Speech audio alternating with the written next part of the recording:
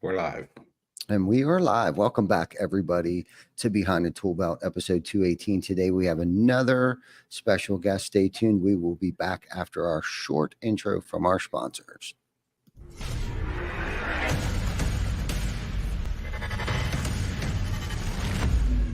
TC Backer.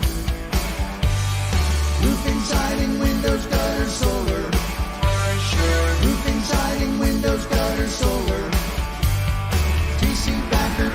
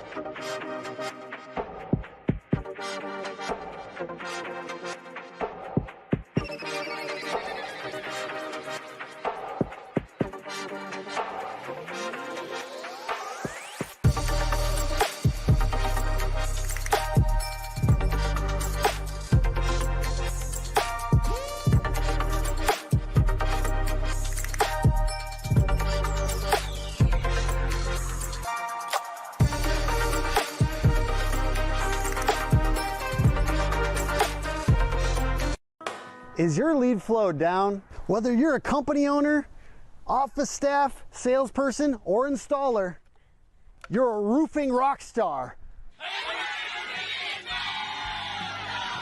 We help you get more leads with custom SEO, Google Ads, and a pro website.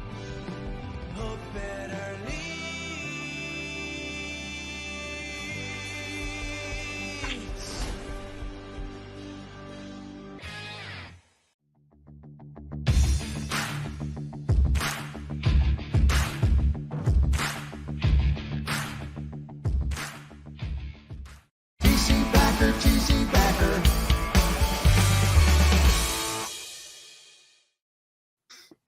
Welcome back, everybody. Episode 218 of Behind the Tool Belt. It is a Wednesday afternoon. We appreciate everybody tuning in on their lunch break. It seems like the 12 o'clock Eastern Standard Time has been a success so far. Vic and I get our Wednesdays back with our families.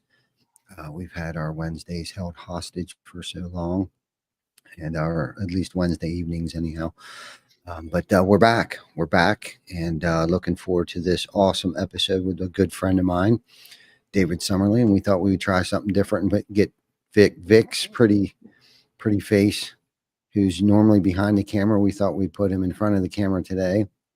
Hey, I like that. Happy birthday. I wasn't know. I don't even know what that was about. I don't know. I think maybe somebody told me that. I think Victoria was telling me if you wave your hand in front of the camera or something. I don't know. Anyhow, but we're here and we're back, and Vic's throwing a party with balloons on his end of things. But I love it. I am actually down in the great state of South Carolina over in Hilton Head Island. We're currently making some moves over here in this area, and I'll come back. Hang tight. Yeah, I think it happens every now and then. But as long as you can hear me, that's all that really matters. And those of you listening on Spotify or on Google or Apple, I guess it really doesn't matter because all you can hear is my voice. But anyhow, we're making some moves over here in the Hilton Head area over here. So Jan and I have been down for the week. Last week we were in the Greenville area over there with Ken Yance. And this week we're with Mike Torrio and his team over here on the island this week. So anyhow, got a great guest, David Summerly, my friend. How are you, buddy? I'm doing awesome. How are you? I'm fantastic. Fantastic. The sun's out. It's about 61 degrees. And I think back home, it's probably around 40 degrees. So I'm sure there's those at home are probably pretty envious of me right this second. Yeah. Only a little bit warmer down here in Florida. Not as warm as we normally like it to be, but I think we're 69 today. Oh, really? Where at in Florida are you? Orlando? I was for like a year, but I'm in Tampa now, just south of Tampa, a little town called Ruskin. Okay, so you're pretty south, and it's only 69 degrees down there. Yeah. Some days it's in the 80s, and in the middle of winter, I can't complain. But today Right. it's 69, not too bad. Yeah, I heard that. So, Vic, what is the temperature up there in the great state of Pennsylvania? It is, let's see here. I can't tell. I think it's in the 40s. Oof. 40s. It's above Maybe. freezing. Yeah, it's above freezing for sure. As long as you're above ground, we're good. Yeah. That's right. Above ground, vertical and Welcome back. second air. Yeah, I did change one of the settings on the camera there. It might do that for whatever reason. I think these Canon cameras sometimes, I don't know, like, I don't know why it does that. We haven't figured that out yet, but it only happens when I'm on the road like this and I use the Canons. One of these days I'll break out the new Sony camera that we got there. Just headphones so I can fit in with you guys. Yeah, do it. Next time, maybe I'll shave my head. There we go. Let's go. Yeah. I don't think I'm ready for that yet. No, I don't. Not yet. Give it time. I'm down. It all grows back. What the hell? I wore red for you guys today. A little TC Backer red, brought to you by Lead Scout. Awesome. There you go. I like that. You're hired. Yeah. I just like the t-shirts, but it's a great program they've got going on over there. Yeah, for sure. I talked to Chris last night for a while. Chris Hofstra with Lead Scout. We're launching some campaigns pretty much in all of our markets right now. So he's got a great plan. He's very experienced when it comes to canvassing and direct mail and those things like that. So check him out over there at leadscout.com. Anyone that's interested in canvassing or doing direct mail, check him out. Good plug there, David. So thank you. But anyhow, David, what are you doing nowadays? I see you're working for Square Dash. Why don't you explain to us what exactly is Square Dash and what it can do for us contractors? Yeah, absolutely. Awesome. So it's no secret that over the years, I've had a couple times where I felt like I didn't get paid, and that's nothing new to the industry. And it's not just in roofing. Any door-to-door industry, alarm sales was the only other time in my life I ever didn't get paid. And so any door-to-door job, there's a chance of that. And especially though in the trades, there's problems with that. And for a long time, I thought these people are just ripping me off. What the heck, And eventually I came to realize it's not always that way, because how do I go in and these guys seem like really wonderful guys and then I don't get paid in the end? Sponsored by Red Bull yet, or are we doing Rain? Red Bull, not yet. We're working on it. So I ended up figuring out these are good guys. What happens is they have a cash flow issue. And when you have a cash flow issue, your job as the leader of a company is to keep the company afloat, and salespeople can come and go. Salespeople might be really great, but at some point in their mind, salespeople are a dime a dozen, and I can get me another salesperson. I got to keep the company going. And so when they get into these crunches, they have a problem. And fortunately, I came across Square Dash. I was looking for work. I was out of work for 3 months. It was pretty unfortunate, but Square Dash is really fascinating to me because it solves one of the biggest problems in the industry, and it's a cash flow issue.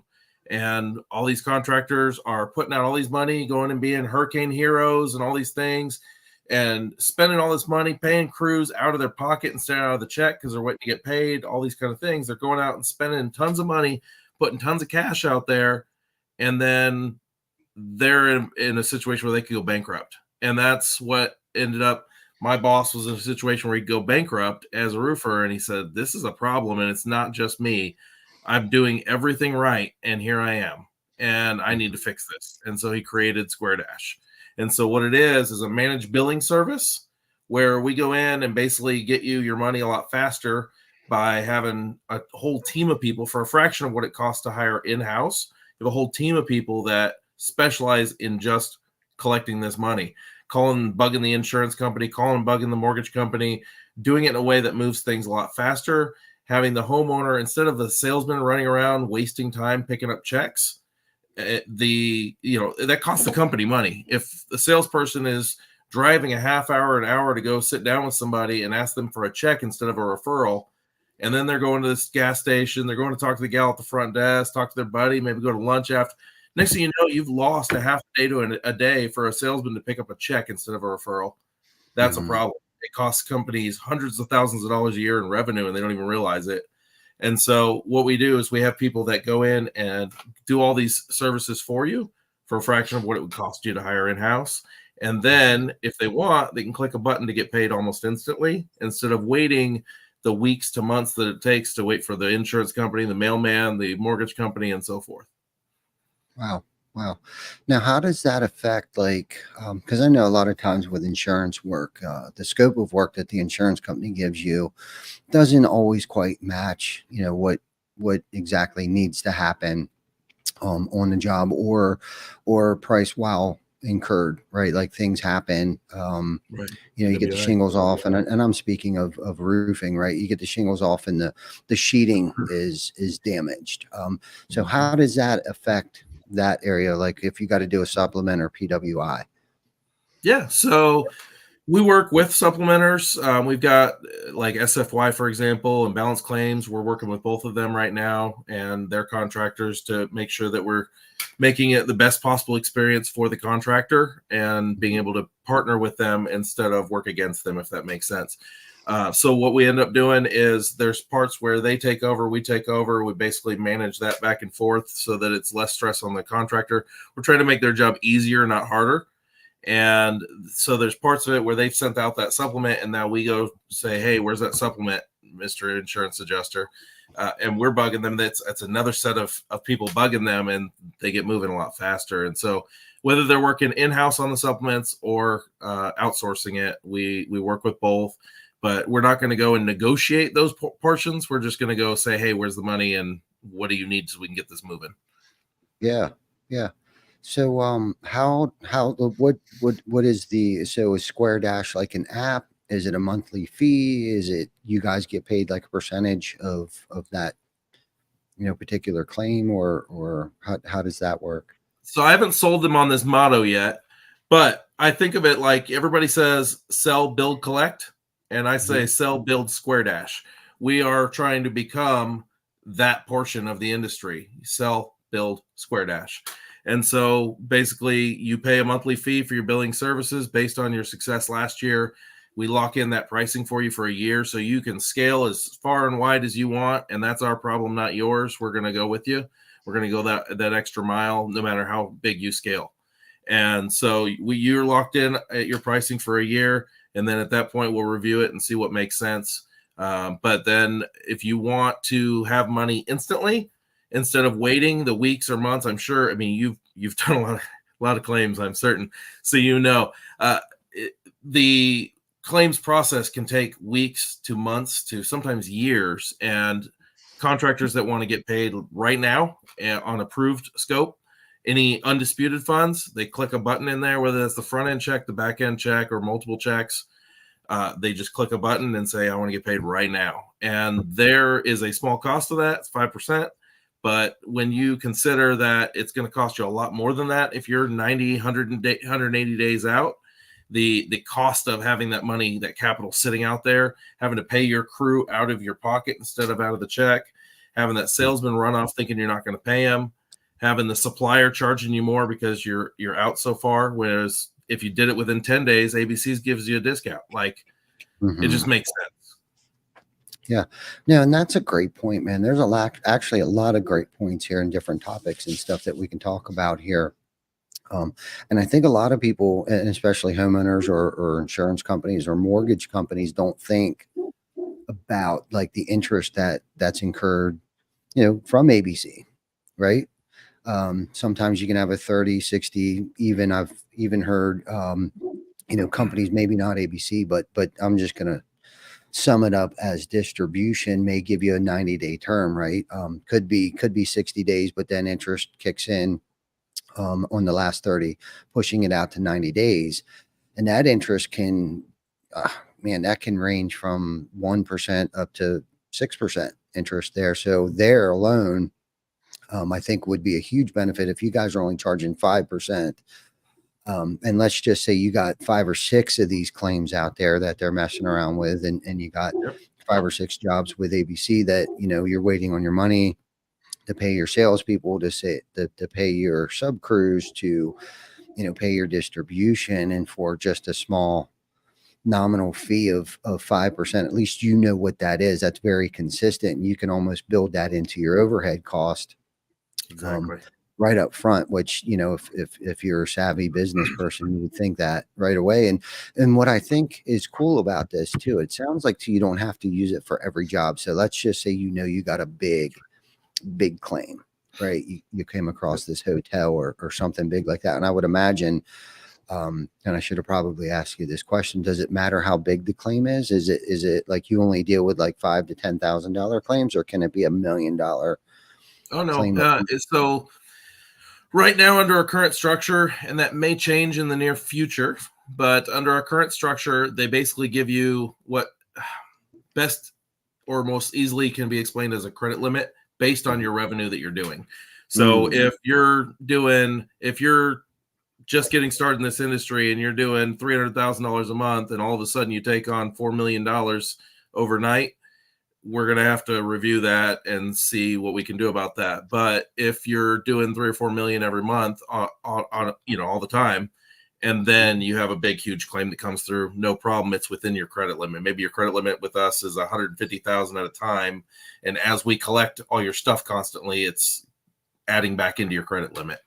And so it depends on how much volume you're doing. If you take on a massive claim, all of a sudden that's outside of your normal revenue, you may run into a hiccup there. But in the future, when we have our next round of things, that may change, and all of it's constantly improving. So it'll just get better and better for the contractors over time. Yeah.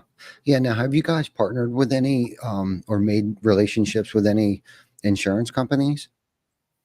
So we've had some conversations with some of them for sure. And long term, we're looking at every direction, you know, almost like a futurist, every direction the industry could possibly go. You know, it's all trying to figure out what's going to happen in the future, and you never know for sure, right? Yeah, unfortunately, nobody has a crystal ball, as much as I wish I thought I did, or sometimes I even think I do. But no, that's definitely. We'd like to eventually work with them, the distributors at every level, every potential partnership level, the PAs, the attorneys, every level. We'd like to get, you know, there's only 100% of money, right? And so if you have more than 100% of that check owed out to people, then you have a problem in the first place, and we probably should figure that out. But there's only 100% of the money. And so long-term, very long-term thinking here, why couldn't you set it up so that you could issue the money out to each individual claimant as to where they're supposed to have their money? Oh, wow. Yeah, let's talk about that a little more. Explain a little more to our viewers about that idea that you just came up with. So right now we're doing a little bit of research. Part of my job as a partner accounts executive is to have a lot of these conversations about what we can do in the future. And then also obviously referral partnerships, right? But those future conversations are figuring out like, hey, can we figure out a way that check is owed out to all these different people, and we know what the percentages are, and we go ahead and make sure the distributor gets paid faster by issuing that money direct to the distributor, potentially direct to the PA, the attorney, whoever it is. I float the idea of even the salespeople coming from the pain point of a salesperson of not knowing when you're going to get paid or if you're going to get paid at all, of eventually having it even so that the salesperson has guaranteed pay. Like, how much better would a contractor do on hiring and recruiting top talent if the top talent knew for a fact they're going to get paid and they're going to get paid quickly? Yeah, no, it's definitely a great aspect, especially in the storm restoration. You know, it's such a hard job to juggle all of that, you know, and I think a lot of people think, you know, knocking doors is an easy thing. And I know you got experience with that, David. basically from soup to nuts when it comes to the roofing industry. I know you well enough to know that, once you were a laborer, you were a door knocker, you were a sales manager and all that thing. So you've seen it from both sides and know that it's not easy. And like you said earlier, you touched on, so it's not that the contractors are bad people. It's just that, it's really difficult to manage your money when you don't know when it's going to come, when especially if you don't have, multiple irons in the fire, whether it be a retail model, whether it be new construction, whatever, investors, real estate agencies. And I'm just mentioning a few things that I know that has created MRR for us. And it's so difficult to create a monthly reoccurring revenue in the roofing industry unless you're in the commercial space and you set up like maintenance contracts and things like that. And, and this is the other side of the coin too. It's like, it's not always the contractor's fault. And it seems like you always hear about the bad things, right? About contractors, especially on Facebook, like I got ripped off by this guy, but nobody ever talks about, I guess there's not enough owners pushing back and saying, well, you didn't follow the process. You lost the company all this money and no shit, you didn't get paid because you're supposed to hit a certain percentage in order for you to get paid. But not enough people actually talk about that. Everybody talks about how salespeople got ripped off, but if they don't follow the steps and the procedures, no one's going to get paid. You know what I mean? Especially the person that went out and sold a job or knocked on the door. If they didn't follow, whether they didn't know product knowledge or they didn't know what they were looking at or whatever the case might be. Because I know a couple companies, especially local, the PA, there was this huge company that just blew up overnight, and their salespeople were just out selling jobs for whatever, just to sell a job, knowing that they were going to get 10%. It didn't matter what the job sold for. They were just going out to make 10%, but nobody talks about, why that company went out of business. Unfortunately, you point one finger, you got 3 pointing back. It was because now that I play this through my head a little more, it's due to poor leadership. Like if you would let that happen to your business, but either case, it's difficult. I guess the point I was trying to make, it's so hard to juggle, especially finances. Somebody early in business that worked for somebody that was a salesperson that knocked doors, thought that they could go out and do something like this and didn't realize that this is a cash flow business, right? You have to keep the cash flowing in. And multiple years ago or however long before Square Dash, we didn't have Square Dash. We didn't have, things like this. So it's a great, it seems that it in theory, it seems like a great idea. And I guess how close would, I guess, Inc. be your competition in this space? Or is it a little bit different? I get a ton of calls or messages from Inc. customers. I've had a couple from Claim Pay customers wanting to come over because we're, I guess, half the price as far as the funding portion. And then we do obviously all of the billing service that they realize that it's actually saving them money. Paying us for that service actually ends up saving them money because, like I said, a whole team of people for a fraction of what it costs to have somebody in-house. So as they continue to scale, if you've already got everybody in place, maybe you don't see that reward right away in that sense. But as you scale, you're going to need to bring on additional admins. And for usually the cost of less, a fraction of one person, you can bring on an entire team from us. Depends on the size of the company. Obviously, if you're doing 60 million a year versus 1 million a year, the number of admins that you would have to bring on in-house is different, right? So the cost is different. But yeah, there's a variety of topics there. By the way, I used to be a Mormon missionary at some point too. So definitely a lot of door knocking experience, but there's been other services and some of them have come and gone. There was a company called Genesis that I think was charging 10%, and that to the contractors that I knew that were using it, they loved it. And then a lot of them were like, that's too high of a percent. I can't use it. And then they had some other kind of legal trouble or something. So they went caboose, but we've had a ton of people that have been calling us that have been Inc. customers. So we love everybody over there at Inc. Everybody's over there's been awesome to us. I think they focus mostly on mortgage processing or something.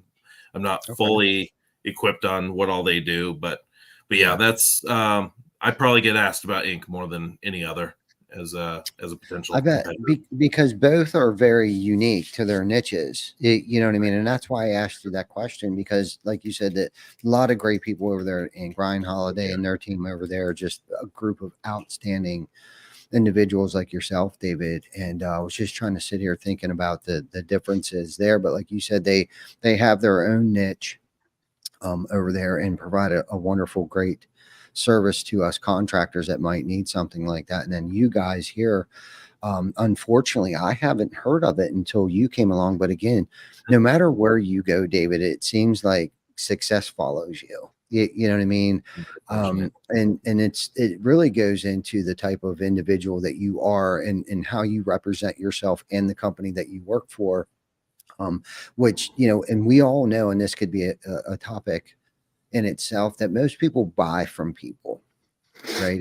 It's not necessarily the product or the company that they're buying from. It's the individual that they're there. And because of the type of person that you are, the genuine person that you are, you know, sincerely caring for that individual that you're selling your product to, you know, you really care. That's the one thing that gravitated me to you the most. And one instance that stands out, I don't know, I think it was about a year ago. I'm going to get off topic here a little bit and talk about you as an individual, because behind the tool belt is kind of where it originated from, like the person behind the tool belt, right? Like, who is the individual? Where did David Summer come from? Or, you know, the woes of, not necessarily woes, but you know, there was an instance where there was somebody, and I can't even remember what it was, but I guess some guy was talking schmack because I didn't let him on the podcast or something like that. And the guy, I didn't even know who he was. And then later, I think I found out that he was in my inbox, but because we weren't friends, it doesn't show up where it would normally, where your friends are, or something like that. But you were the first one to jump right in there. Like, you actually tagged me in your comment back to this dude. Like, Ty is like the greatest person that I know. And then everybody else chimed in. I mean, it was like so powerful to see the support of people, not just for me, but behind the tool belt, the support everybody had. I didn't even have to say anything to this guy, because you guys just drilled this guy. I think eventually he took his post or comment or whatever the hell it was. I think it was about a year ago. But it was cool, man. And thank you for that, because that's true friendship. And I know that we didn't grow up together or anything like that, but when we do see each other at an event, we usually pick right up where we left off. You know, and you've always been, you know, the same consistent person every time I see you, whether you're posting something, it's usually, you know, trying to help somebody out. You know, I've seen so many things like I think you took your shoes off and gave it to a homeless guy one time, like just the same stuff, cut from the same kind of cloth kind of guy that I am the sum of, right? They say that you are the sum of those that you surround yourself with. And you're definitely one of those guys that, you know, I feel like I want and have in my circle today, that I know that I could rely on. And again, I know we haven't been BFFs, but I got a sneaky suspicion if I called you at 2:00 in the morning and needed a lift from the airport, or I had a flat tire or something, that you would probably be the first dude there to answer your phone. And not only that, but come help me, you know, give me a ride. My ringer stays on. Yeah, no doubt. My ringer stays on. Don't abuse it. I've had a few guys over the years that would just call and not stop talking for 3 hours. Like, that's crazy. But no, my ringer stays on, because not only have people been there to help me when I needed it, but on the same note, I've had too many people who didn't call and they're not with us anymore. And so my ringer stays on 24/7, because if you need to call me, you freaking call me. Period. No doubt. Man. And thank you. That's an honor. I'm honored to hang with you, talk with you anytime, whether it be on here or just in person. Anytime you guys need anything, you can always let me know. No doubt. I know that. But I wanted everybody else to know that too, that you're a great dude, man. And I always enjoy our time together and stuff. But let's rewind this. Let's find out how or, you know, or how did the roofing industry find you, or how did you find the roofing industry? Let's go. It's interesting when you said something a few minutes ago, it made me think of that. When I worked in industrial distribution sales in a call center, And we sold basically everything it takes to make food except for the food ingredients. So, for example, the burritos from Ruiz Foods, they make these really good burritos, and like they're my favorite. Well, they had a super clean environment. They worried about everything being clean all the time, so I only eat those burritos. But I did that for 6 years, and I was always number one or number two every month. I had this really great boss that I absolutely loved, and he got promoted and was like, David, I'm taking him with me. And I was like, yeah, that's right. Let's go. And the new boss coming in had the option of not letting that happen. And he came in and basically said, no, I need his numbers. He's not going anywhere. He can stay right in his seat. And that guy was the biggest jerk. He ended up getting fired in a really horrible way years later. And he's probably had to go through court for what happened. But it all karma, right? It all comes back around. But anyway, this guy was not good to me. Told me at one point that he was going to fire me. My daughter was going to starve to death. Like, just a jerk. And so I was like all of a sudden miserable. And fortunately, and didn't feel like it at the time, but fortunately he fired me. It was devastating. I quietly took my belongings and walked out, all week and tail between my legs, walked out to my truck, and I got in my truck, started driving home, and I let out this blood-curdling scream. And it was a scream of, oh my God, I just lost my job. What am I going to do? But it was also a scream of freedom. Like, that guy was such a jerk, and I was so miserable, and I kept smiling all the time, trying to be happy, and I was not. And so I was free. I was finally free. And I went home and I laid down on my bed and I said, okay, what am I going to do? I have a network of people around me that love me. Let me let them know, because if they don't know, they can't help me. And so I just put a post on Facebook. I've been at the same job for 6 years. I'm out of a job. I need help. And I put it on Facebook, something along those lines. And within 15 minutes, I had a job. And light bulb, like, oh, your network can really help. And so I've realized from that point, and I've tried to nourish that, because I realized the value in that from that point, right? So went over and worked at a marketing company, did phenomenal training, Dex Media. Then they were bought out Yellow Pages, and now they're Thrive. Great company in a sense. Other things about it, maybe not so much. They've changed over time, but at the time, I focused on roofers because I realized that they were big ticket. They would get a big check, and then they could afford my service more than somebody whose service was $15, And so I just focused on targeting roofers, and specifically roofers in New Jersey. Do you know why? Can you guess? No. What do you know about people up there in the Northeast? You're from there, from up the Northeast, right? What do you know? Oh man, that is a hard question to ask. I mean, there's a lot of assholes up here. They're very direct, right? Yeah. They're very direct. Yeah. And because Yes. they're very direct, they appreciated a direct approach. I've never been the guy that goes out and gives, pardon my French, a bullshit like statement about the company and what we're doing to try and get around somebody. I just am very direct. Like, this is what we're doing. This is how much it costs. Would this be of service to you? Very direct, not a great salesperson, just very direct and genuine and honest. And so people up in New Jersey would call me, and instead of me going the way around their brain and pretending I was calling for a different reason, I would just be like, hey, this is what we're doing. This is how much it costs. I would love to do this for you. And this is why you can trust me to take care of you. And they would just appreciate that. If I tried to do the company pitch, they would just go, hey, man, if you're not going to tell me what the hell you're calling me for, get off my phone, It was very direct. And so they appreciated me being very direct. So I focused at first on just New Jersey. And then as I realized that the big ticket on the roofers, I expanded out the whole country with roofers. And one of those roofers, in a long series of events, I got to them in Kansas City. They were partnered with a company that was doing new construction. And then they were build only, and they were doing for a bunch of the big name companies. And I sold their partner our top package, and so I was really excited. Great job, David. And then a few weeks later, the owner of the build only portion calls me, and he says, hey man, love what you did for my business partner. We've parted ways. I'm trying to do something different and grow a sales team, and basically become a sales organization, not just a build organization. And so I need you to swing by my office and see how you can help me. It's like, awesome. I'm going to sell them the top package again. Let's go. This is exciting. So I go by there, and it was a job interview.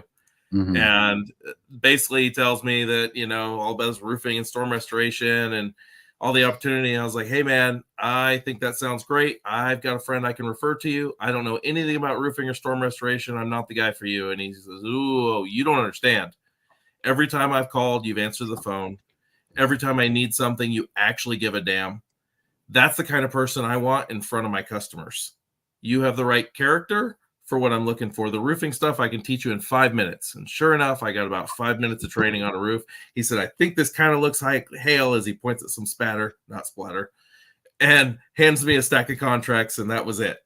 And so I learned most in the beginning from most of what I learned from insurance adjusters, and then went to SVG for Win the Storm for their trainings. And then over time, just getting to know all these industry experts. They're a lot smarter than me. I learned from all those different guys, and it's helped me grow into where I'm at today.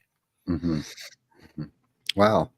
No, that's amazing. Because I knew you had a pretty good history in the roofing industry, and I knew it had a lot to do with the, you know, door knocking portion of that. You know, it's so funny, you know, how so many, you know, salespeople and, you know, get introduced to the industry the same exact way that you described it. It's like, you know, 3 weeks later, you're supposed to be out knocking doors, signing contracts with very little, you know, experience, whether it be product knowledge, how to overcome objections, any of those things.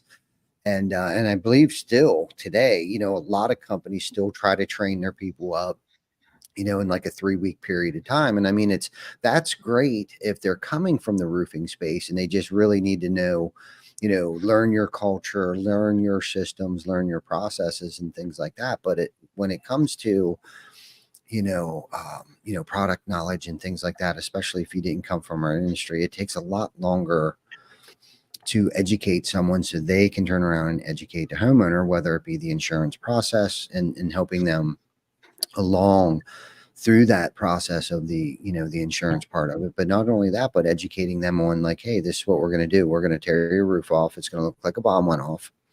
You know, you may end up finding some nails in your yard after we're done. We're going to try to do our damnedest to pick everything up. But then after we're done that process, we're going to inspect the surface, make sure the decking's in great shape. And then we're going to put down underlayment. We're going to do drip edge. We're going to put ice and water in the valleys and then the eaves, along the eaves, and install shingles. And it comes with this kind of warranty. Well, that you can't learn that in 15 days.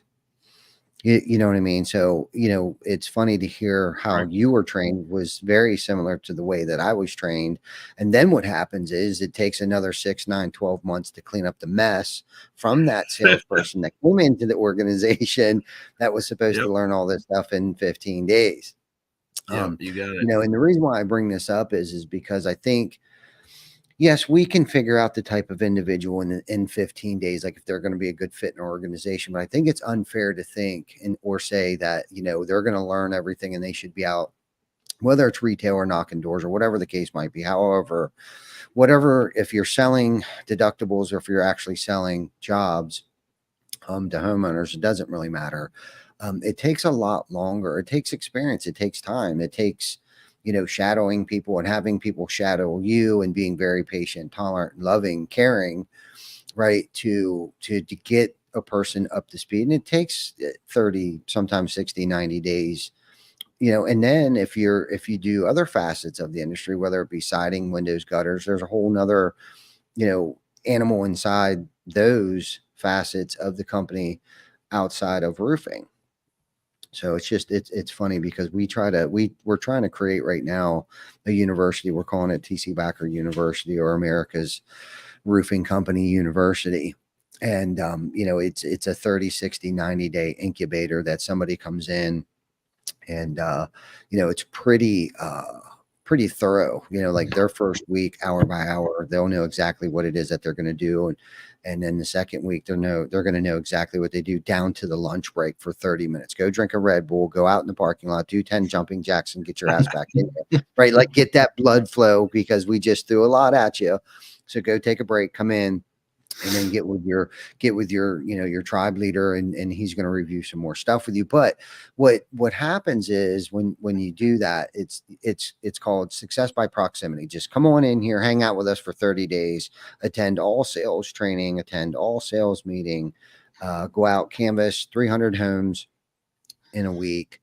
That should produce, 3 phone calls per 100 flyer, should bring in 1 phone call. So by the end of 30 days, they should have built, a pretty good pipeline. By the end of 60 days, they should have a really good pipeline. And you've taught them how to go fishing, and not necessarily feeding them fish, but you taught them how to fish so they can eat for a lifetime. I love that. I would be curious about some of your techniques for recruiting over time. It reminded me, what you were saying reminded me of, there's a huge restoration company in the industry that has been well known for a while. Glad you get your camera working again there. Yeah. What I understand that they do, and this is my crude understanding from having heard from people that were big national people there a long time ago, but basically they would go and they'd hire 10 guys to go out and canvas, and they'd bring them in and let them sit near all the salespeople during the sales meeting so they could hear the excitement and how much money they're making, but not actually introduce that as this is your opportunity to them. You're just here to be a canvasser. You're going to make $10 an hour to go out and drop these flyers. If you happen to, by mistake, talk to a homeowner and turn in a lead, you get an extra $100 if that, turns into something or whatever. And so what happens is, out of these 10, they all go out and do their job. 8 of them do exactly what they were there to do or less. 2 of them see the opportunity and they're ambitious, and they'll go out and make sure they get in front of some homeowners on accident, and they end up making way more money than the other ones that day. And next thing you know, they're being invited into the sales meeting to be brought in as a salesperson. So that was one technique I've heard of that's really good for sorting out salespeople. And I think there's a value to that. And there's a balance, like character, educator, somebody who's actually going to educate. And then also someone, though, that has the ambition or the drive to learn how to be better in sales, and not a slick car salesman type is not what I mean, but there's human communication you can learn and become better at, right? Absolutely. Unless you do it and try it. And if it's okay. And our process is very similar to what you just explained. And if they want to continue to be professional canvassers, that's fine too, because we need people out there planting seeds and creating touch points and strengthening that brand awareness. And that's what's important, especially if you're trying to target a certain age demographic. You know what I mean? Like a 22 to 30-year-old that didn't go to college, that's been bussing tables. And if you pay them $15 an hour, to go out and hand out, 300 to 500 flyers a week, if that's 40 hours a week, that's 32,000, $31,200 a year, right? If you're just putting in, 40 hours a week. But then if you're doing like a Saturday, like SVG used to talk about, is a weekend, sales blitz, right? So then you get the entire team out there on a Saturday, right? And go and hand out 5,000, 10, 15, 20,000 flyers, and the influx of calls that will come in, because it takes everybody to make sure everybody's eating, and down to the $15 an hour canvasser that's out there that can graduate into the 6-figure pathway to success. And that's kind of what we're calling it. It's the 6-figure pathway to success, where it's like you start out as a canvasser, and that's how we want you to figure out how to create your own leads. From going out canvassing, creating referrals and things like that. And then meanwhile, the phone's ringing, and then we can also spoon feed some leads too, for those that have been around for a while, or if they're your neighborhoods, because if you put a QR code, a lot of times we do Post-it notes that we've actually gotten through Lead Scout, and there's a QR code on there. That way we can do a match back and know that this was your Post-it note that came from David's neighborhood that he canvassed, or the Target parking lot he decided to go out and start sticking Post-it notes on people's car windows, or whatever the case might be. Guerrilla marketing. Yeah. You know what I mean? It's the more you do, it's a numbers game, right? And so many people, I think, just want to sit around and wait for the phone to ring, especially over the winter months. But over the winter months, that's when you need to start planting seeds, especially in a retail market, right? I hear a lot of roofing contractors talk about, oh, it's a slow season. It shouldn't be. You should be actually working overtime over the winter months and the colder months. You should be handing out more flyers. You should be doing more door hangers. You should be doing the sales blitz over the weekends and stuff like that, because you need to plant those seeds. That way, come March, April, May, even the end of February down here in South Carolina, it's like it's spring up in Pennsylvania right now. If somebody 3-4 months ago was out canvassing the crap out of the local area, right now the phone would be ringing off the hook.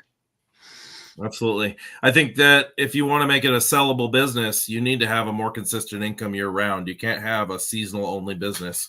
Mm-mm. And going out and doing that work it's been a huge key to success for me. I'm not the best door knocker on the planet. I'm a better closer than I am an opener, to be honest with you, even though I've got many years of experience in door knocking over most people. Mhm. I'm not that great at it. I just talk to more people. I've known some guys that could run circles around me as far as engaging the conversation that needs to happen to get on that roof, right? Mhm. But those guys didn't do it in nearly as much work as I did. Mhm. So one of the things that was a secret to success for me at that first roofing company I worked for, while everyone else was sitting around in the office waiting on leads to come in, I was out knocking on doors and just being genuine and true. And this is what we're doing, and this is how I can help. And they were making fun of me in the text messages, thinking I was at home sleeping instead of being in the office. How lazy of me. And then that night I came in with a giant stack of contracts and slapped them on the boss's desk and sat down politely, and they all shut up. And at that point, the respect level changed a little bit. So No doubt. they were a little bit nicer to me after that and came to ask a few questions. But, you got to go out and do the work when you have to go out and do the work. Yeah, and that's really what it comes down to at the end of the day, is you got to put in the work, especially when people aren't watching. You know what I mean? And that goes, you gotta outperform. You got to be the hardest working person in the room.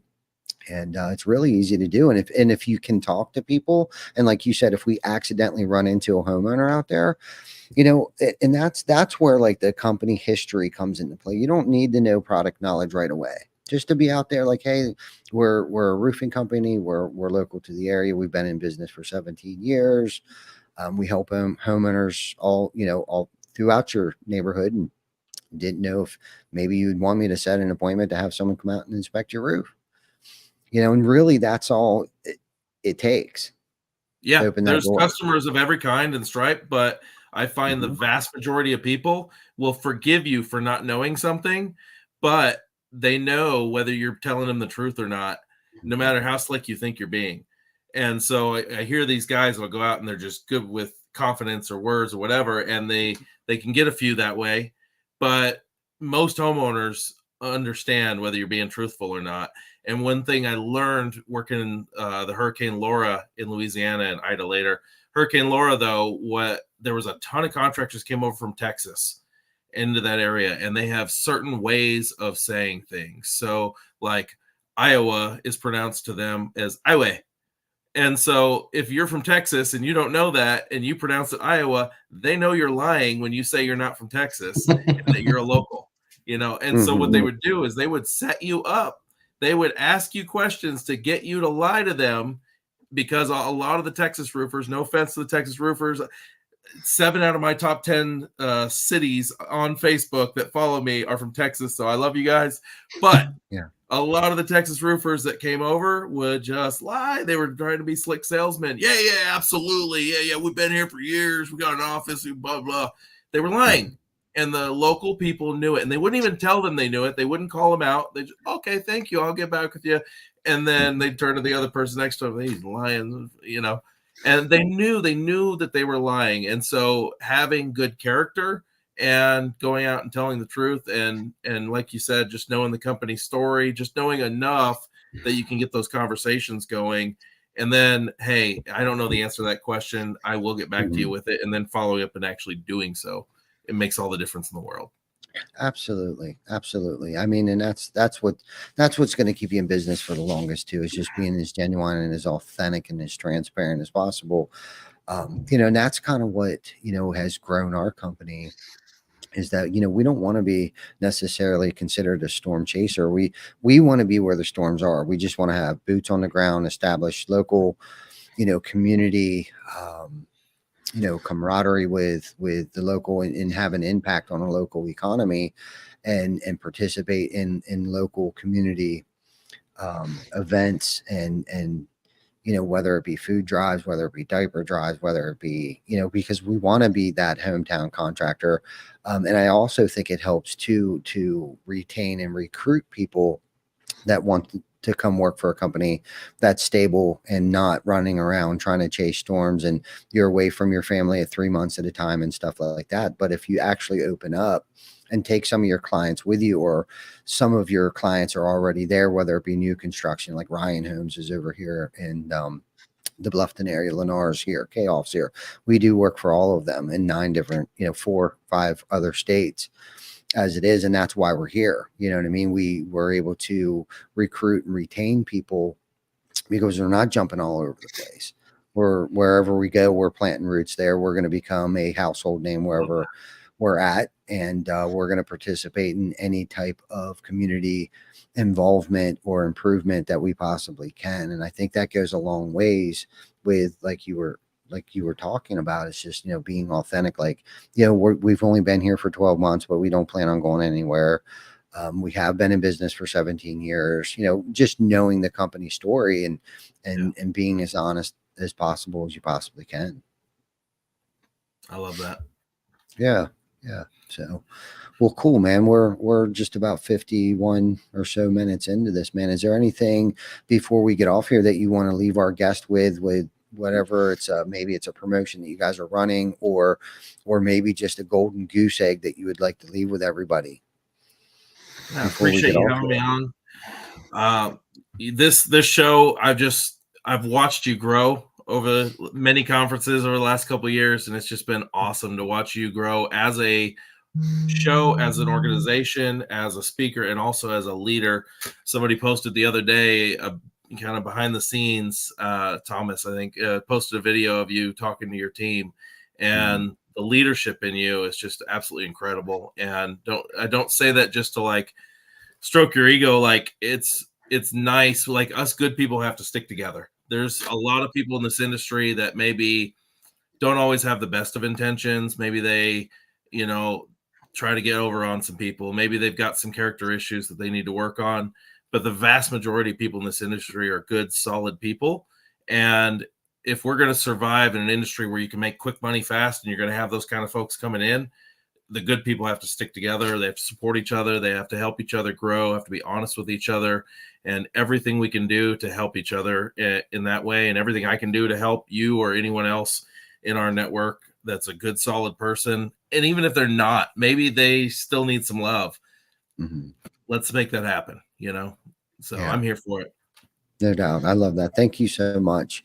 And it's about the team. It's not even today. I kind of show up. You know what I mean? The team is everything. And I heard something the other day, and I think Jim Collins said it. I